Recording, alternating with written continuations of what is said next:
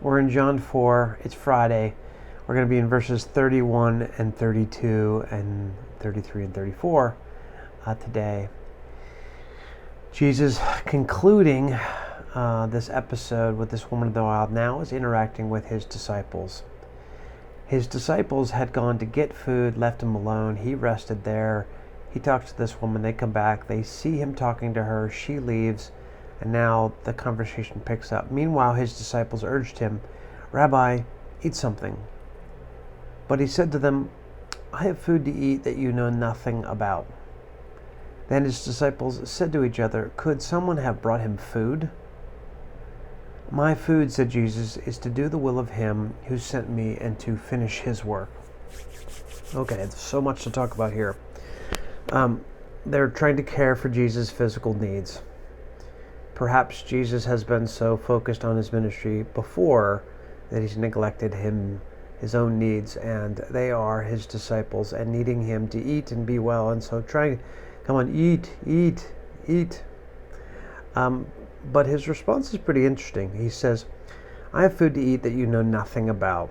Then his disciples, are wondering, well, did somebody feed him already? And he says, "My food is to do the will of him who sent me and to finish his work." Okay. When I think about this, I think you and I are trapped in a material plane. We live in a world whose assumptions are secular. Because they're secular, they tell us that the only real things in the world are material things that science can study, describe, test, hypothesize, right? Material things, concrete things.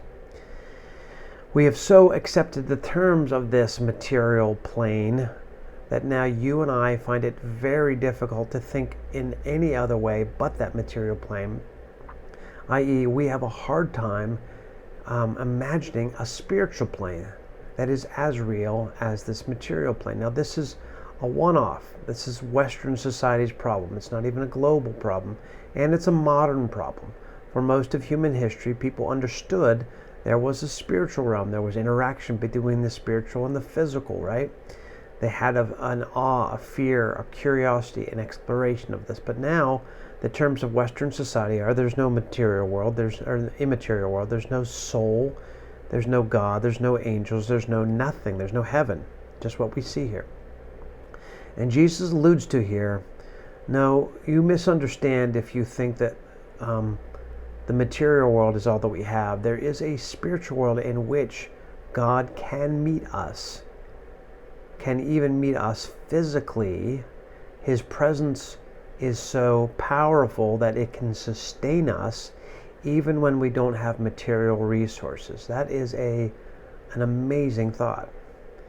It's something that we need to think more about, is that the immaterial world of God is more real than the physical world, so that he can resource us in our time of need in a way that nothing else can, or a way that is invisible to the eyes.